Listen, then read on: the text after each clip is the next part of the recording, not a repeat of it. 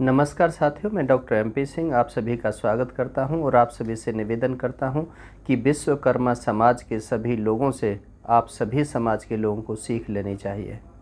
साथियों, आपको देखना चाहिए कि जो लोहार होते हैं लोहे को वो लोहे से जोड़ देते हैं, सुनार होते हैं वो सोने को सोने से जोड़ देते हैं, कुम्हार जो होते हैं वो मिट्टी को मिट्टी से जोड़ देते हैं, बढ़ई जो होते हैं वो काठ को काठ से जोड़ देते हैं और उसके लिए किसी चीज़ की भी ज़रूरत नहीं होती है।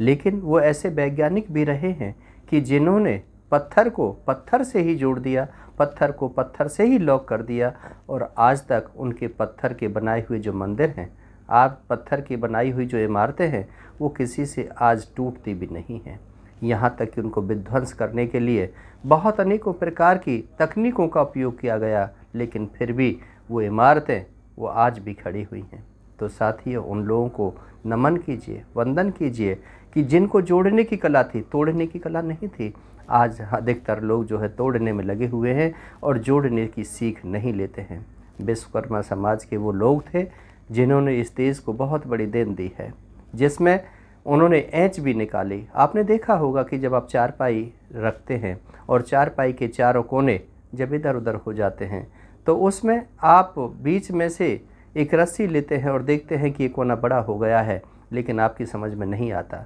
लेकिन जब आप उस बढ़ई के पास जाते हैं तो उसकी एंच वो 1 सेकंड के अंदर उस अपने हथियार से और जार से वो निकाल देता है। तो कहने का भाव ये है कि जब काठ में ऐंठ निकल सकती है, काठ की एक बराबरी बाल बराबर भी कहीं पर ऐसा नहीं रह सकता है, तो साथ ही उनकी कला देखिए कितनी है। कई बार आपने देखा होगा कि जब कई बर्तन आपस में फंस जाते हैं, कटोरी में कटोरी फंस जाती है, गिलास में गिलास फंस जाता है, और कई ऐसे बर्तन होते हैं जब फंस जाते हैं तो घर में आप बहुत सारी तकनीक करते हो लेकिन वो बर्तन निकलता नहीं है। लेकिन जब आप लोहार के पास में जाते हैं तो वो अपनी कला से उस बर्तन को एक एक बर्तन को अलग अलग कर देता है। ये तकनीक है। तो मैं इस सीख को इसलिए, इस वीडियो को इसलिए आपके पास भेज रहा हूँ कि आज भारत विषमताओं में बढ़ चुका है, जाति और धर्म बढ़ चुका है, जहाँ पर एक दूसरे पर वार करने पर लगे हुए हैं, हिंसात्मक रवैया को अपना रहे हैं, जाति और धर्म के नाम पर देश को बांट रहे हैं, एक दूसरे भाई भाई को भाई से अलग कर रहे हैं, तोड़ रहे हैं, प्यार नहीं हो रहा है। तो उस प्यार को बढ़ाना है तो हमें इस विश्वकर्मा समाज से सीख लेनी चाहिए कि ताकि हम एक दूसरे को जोड़ने का काम कर सकें। इस श्रृंखला में यदि सभी एक हो जाएंगे, सभी जुड़ जाएंगे तो राष्ट्र सशक्त हो जाएगा, राष्ट्र की एकता बढ़ जाएगी और जब एकता होगी तो समृद्धि हो जाएगी। जब किसी के दिमाग में कोई विचार पैदा होता है तो विचार जबान पर आता है, जबान से भाव प्रकट होते हैं, भाव फिर कर्तव्य में आता है, फिर कर्तव्य आदत में बदलती है। साथियों, ये सब आदत क्यों अब ऐसा हो रहा है